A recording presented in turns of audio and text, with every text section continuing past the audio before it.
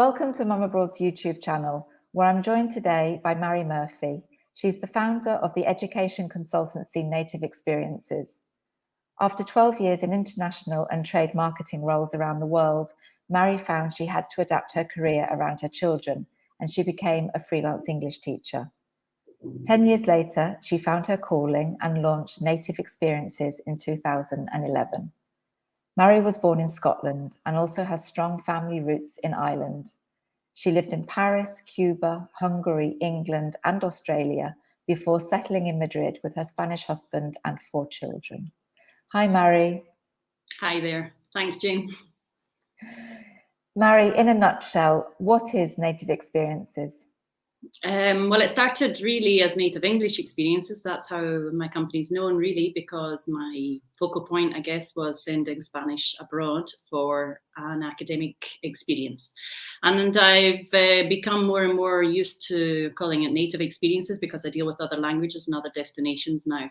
But basically, it is exactly that, an experience with natives. So rather than sending your child for English language classes, it's to be immersed in the whole culture, language, living it and loving it. Okay. My understanding is that your business is kind of split into 2 parts. So you have the international education experience of a term or a year abroad, and then you have the personal development experience, which might be summer school, for example. So first of all, let's talk about the educational experience. What kind of experiences do you offer? Well, I wouldn't actually go as far as separating them because every experience is really a personal development experience. I've grown over the 10 years of having the business to understanding that although a parent might want their child to go to a boarding school for English, improving their English, which is the obvious here in Spain, really the wonderful magical thing that happens is that child grows as a bigger, better, more mature person. So it is really what I tell my parents now is the language acquirement, whether it's English or French or Spanish, is really secondary. It happens anyway, but what happens is the maturity of the child, it blossoms through negative and positive experiences, but they blossom. So what do I offer academically wise? Really anything that a parent needs and when a parent needs it. So if a child's wanting a full academic year, we've got to make a decision whether it's boarding, whether it's a host family situation, and I'll help recommend, and that will be dependent on the child's character, because not every child is made for boarding school experience and not every child is made for a host family experience. So it's very much tailored to the candidate in question, child and parents. And have you visited all of the schools that you offer? Mm-hmm. I have. Myself as a mother, I need to assure my parents that this school is what you expect, and I can tell you exactly what to expect. And that will be down to they've just changed the mattresses last year because I sat on them, really. I noticed from the reviews on your website, and there are a lot of very good reviews there, that it's actually as much about the parents as it is about the children.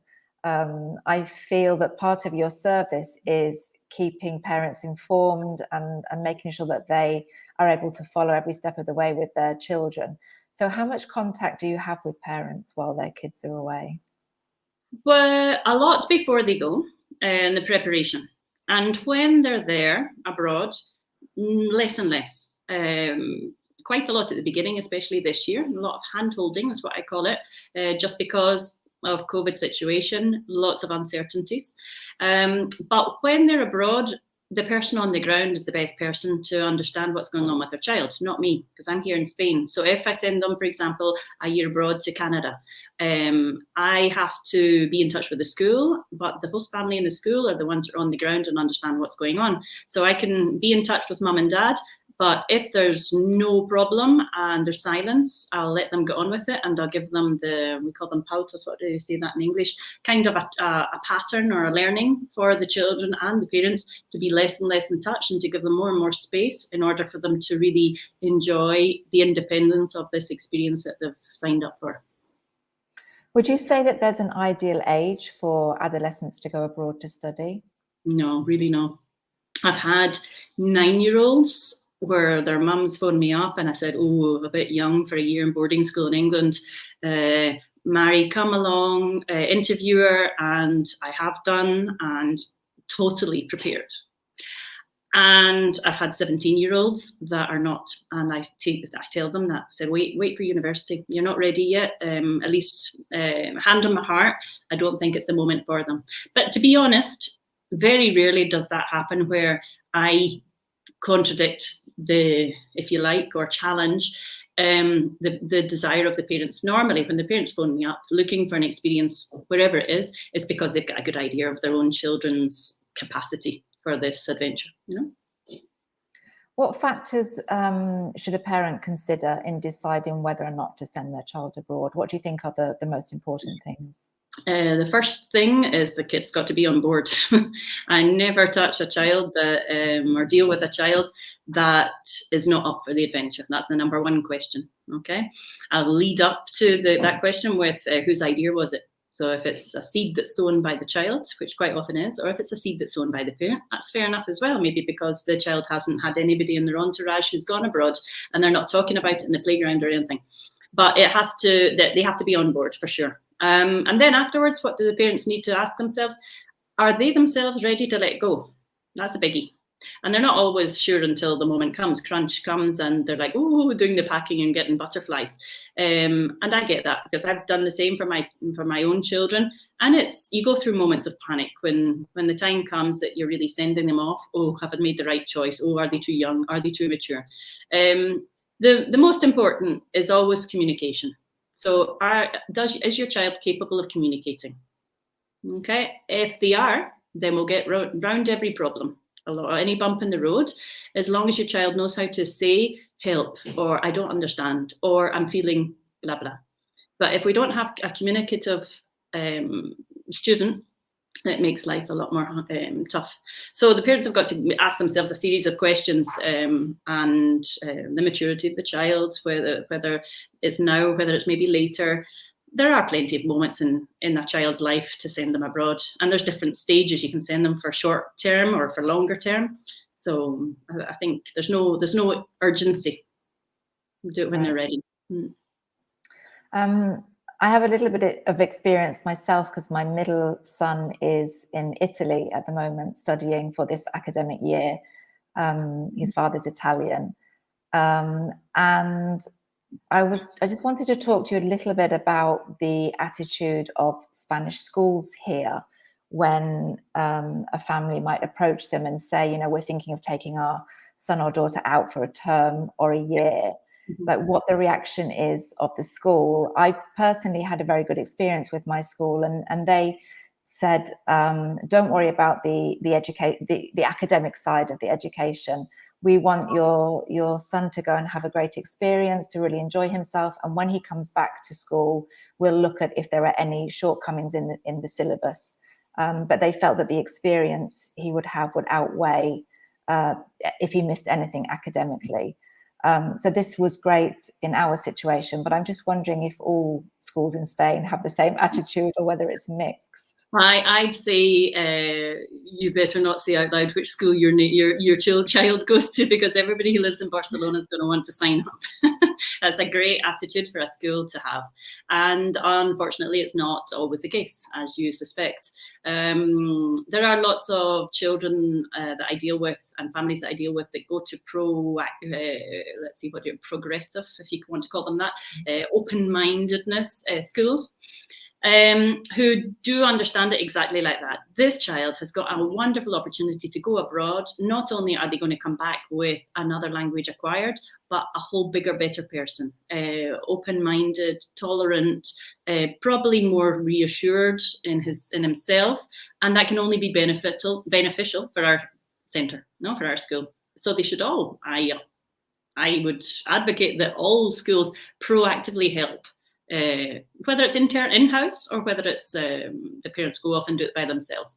Of course, no school likes to lose out on fees. So they should be proactive about it and find a way to compensate. And that is possible if they think outside the box. But not all schools do. And I do have some parents on my books at the moment where I can't ask for the letter of recommendation yet, Mairi, because I don't want to tell my school yet because it's not seen as right. So yeah, there's a little bit of reticence quite often. It's a shame, isn't it, when that happens? But I guess each school is different. What about when they take their term off or their year off? Presumably there are some years during secondary education where it makes more sense for them to go. Yeah, it always depends on the individual. Sometimes you've got a child that's all 9s and 10s, and that also they have the right attitude, and also they've got the personality that accompanies with it. So that kind of child that's disciplined in themselves and the way of working is never going to have a problem, really, coming back. And then you've got, I'm not going to call them borderline, because a 7 is still a good grade, a 7 out of 10, 70%, still a great grade. But ones that are 50%, 60%, 5, 6 out of 10, always be careful. For example, programs in Canada won't accept a less than a 7, and it's not because they only want academic children. No, it's so that they can succeed in the course, because it's a high-profile academic course in Canada. Are there better or worse year groups here in Spain? You know, the typical is, I do have children every 2 years, and I see a lot of repetition in the coursework and the syllabus. Second year, of course, is a good one because you've done lots of the same content in first, apart from your sciences.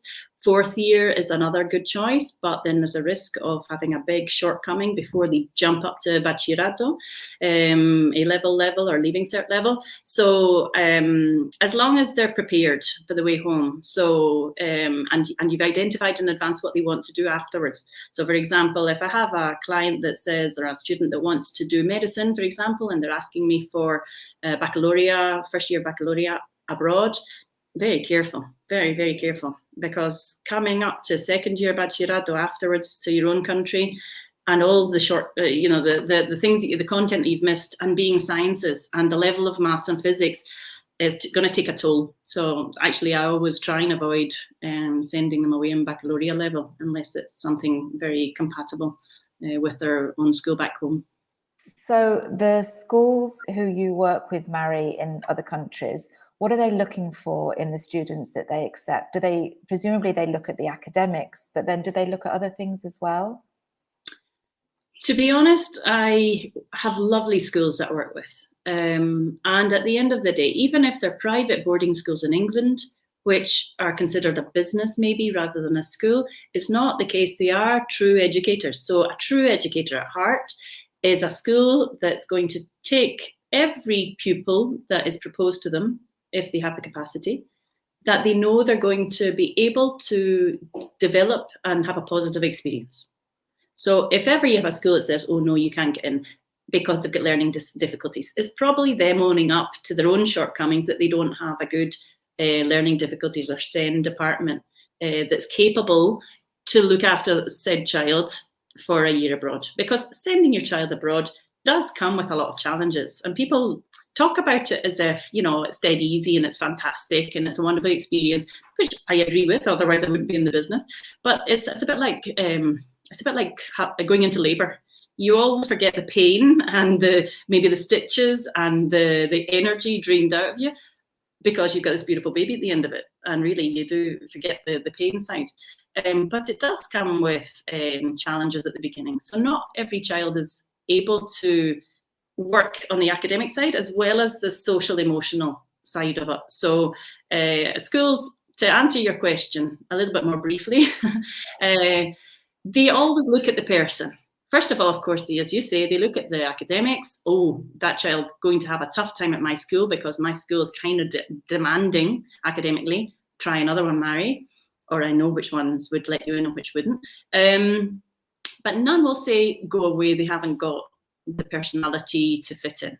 They want to see in an interview, or they want to have seen me do the interview, knowing that the child is going to give it their all to fit into that establishment, that's going to learn from their school's culture, going to try to make friends, going to do their best in every way. And if they're happy to do that for over 1 year or for one term, whatever the stay is, they're delighted to have them. It's a cultural benefit for them. You also offer experiences during the summer, summer programs and so on. Can you explain a little bit more about what you have on offer? Yeah, I mean, originally I did summer camps. I offered them willy-nilly because there's lots of demand, but it's very time-consuming and very demanding, and it's a stage in my own personal life that I have to dedicate it to my own children. So I focused on a few different fantastic options. And if you don't like my fantastic option, that's fine. There are plenty of other agencies that do willy-nilly boarding summer camps. But all my summer camps I never sell them for the English language, for example. They're all get along with the native kids that are also at that summer camp. So it's another native experience. So I don't work with summer campers, for example, summer camps that have too many of one nationality. It's important that you don't send your Spanish kid off or your French kid off to learn English or to live the English language in the summer camp if they're with another 20 French or Spanish. Okay, it's not very sensible. And then I've developed a few big projects over the years because myself as a mother, I see the need for it with my own children. So just before COVID, myself and a colleague of mine, we were going to do a robotic camp in MIT in Boston. Okay, you're not going to send your kids to America. You either send them to the big outdoors or some cool place to do robotics. Where's cooler than MIT? So we did it. And of course we had to withdraw everything because of COVID. But anyway, it's always fun developing them. And I've got another one for this summer, which is in one of my exceptions because I don't know the school itself, and it's in Australia. So I'm taking, personally, because I want to go and see the school, I'm taking 15 lucky European kids off to Australia this summer. Okay. Can you give us a little bit more information about that? Oh, yes, I'd love to. So it's something I'd been thinking about during COVID. At the end of the day, I have 4 teens. They love their screens as they have all turned into mini addicts. And I'm not going to exclude myself. My mobile lives in my hand these days. But it's turned into a really negative, it turned into having a really negative impact on the mental well-being of the teens. And it's not my children, of course, it's everybody's children, I think, because it's over the board in education. Everybody's noticing it, whether it's boarding school environment, whether it's host family environment, whether it's guardians I'm talking to. Lots of hand-holding initially that's never happened before.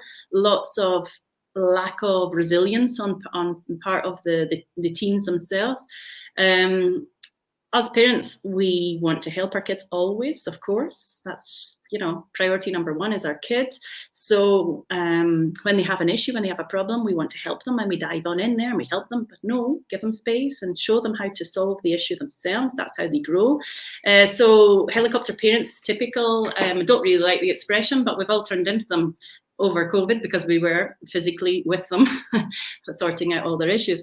So with all that combined, I wanted a plan during the summer because I don't want to have 3 months of running and chasing and shouting at my own children and everybody else, lots of people in my boat, to get off their screens. I wanted to give them a plan. 3 months here in Spain, as you know, not all of your readers or your viewers have the big summer holidays that we have in Spain, but it's 3 months, and 3 months is an awful long time. The kids get disconnected from schoolwork. They've got this ever-present screen and so many silly messages that filtering through their brains that they're having to dissect or decipher. What's the word I'm looking for? Decipher. And so I thought, well, what can I do during the summer? Well, the Southern Hemisphere, they have an upside down school schedule to ours. So actually it's their term 3 during our July, August, September. So I'm taking over 15 children and doing a high school immersion with them. They don't miss any school here in Europe. Because it's from July to the 10th of September. And So it's kind of light, it's kind of fun. We don't need to do any exams. We don't need to convalidate any studies. It is Australia. Australia's kind of funky. It's the wintertime, yes, but we're going to Queensland, so it's still 25 degrees. We're next to the beach, and there's going to be lots of activities, co-curricular and curricular, that are really motivating for teens. So that's the idea. Okay, I just want to point out here that we are talking about summer 2022 for anybody who's watching. You still have a few places left. And what age group are we looking at, Mairi? If they're mature enough, 14. Otherwise 15 to 17. So basically the top end of high school. And for plenty of parents that have maybe missed the boat, or children that have missed the boat during COVID, or haven't wanted to send them over for obvious reasons, or haven't wanted to let them miss school or miss sporting events or anything, it's a good plan for the teens this summer. And they'll go into the year group that corresponds with their age or with their studies. So we can go up a level, we can go down a level. They're very flexible about it in this school. Sounds amazing. It really does. The other thing that you offer, Mairi, is something called TY experiences. Can you explain what that is, please? Yes, I better, because I never thought that it might expand so much and more than the Irish would be looking at it. And of course, it doesn't mean anything to people that are not Irish. TY, quite a lot of Spanish would know it. It's transition year. Transition year happens when the children are in their 4th year of high school in Spain and Ireland, and 2nd year in France, for example. They're 15, 16-year-olds. And in the Irish system, they have 1st year, 2nd year, 3rd year. They have their first official state exam at the end of 3rd year. And before they go into the senior cycle, which is 5th and 6th year, they've got the 4th year, which is not a sabbatical, but it is definitely focused on the social emotional side rather than the academic. Okay, so it was all conceived about, I can't remember now, 20 years ago or something like that, 25 years ago, in order to bridge the gap and to identify with the youngsters which route of the baccalaureate they want, or which route of their baccalaureate is called the Leaving Cert, what their strengths are, what their weaknesses are, and a chance to be mini adults for 1 full year and develop their soft skills. So in that year, an Irish student has a chance to do work experience, has a chance to give back to the community doing a voluntary work course, learning little trades like barista or first aid, speaking in public, doing projects. It's a very much a practical year and an involved year participating. So for the Spanish to go to Ireland, or for the French to go to Ireland if ever they want to, it's a real good balance for the severely academic years that we do have here, and quite a lot of schools just rote learning and memorizing and get through exams. This is really one for reflecting, for experimenting, for getting to know yourself here. So actually, it's a lovely year to go to Ireland. But I developed the web page and the offer to receive Irish, actually. So I offer French TY experiences and Spanish TY experiences for the Irish. And so it kind of goes in a Bermuda Triangle between France, Spain, and English-speaking people, the different options they've got to have native experiences in another country. So just to finish, Mairi, my last question is, what do you love about your job? Oh, no, I don't need to think twice about it. The personal development side, for sure. Watching, it's not a big role, but it's fundamental. And seeing how the young people work through their little problems, enjoy immensely what they learn, the friends they make, the wonderful experiences they tell their parents about when they get home. It's how much they value home, and afterwards the parents telling you, I've even got children that, I love even the fact, I even respect our cleaner more, because I see all the mess I have to tidy up back abroad, and now I pick up after myself and it's not her disgusting. It's experiences like that I hear about all the time, that the children are able to look after themselves at the grand old age of 16, which plenty of kids are not, and seeing them grow and blossom as people, and know that I had a little part of it. Thanks, Mairi. It's been really, really lovely talking to you today. I'm going to show your 2 website addresses at the bottom of the screen there.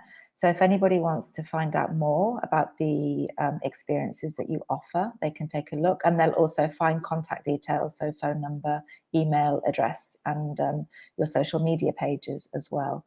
Mm-hmm. So that just remains for me to say thank you very much. Well, thank you, Jane. It was good fun chatting to you on your channel. Thanks.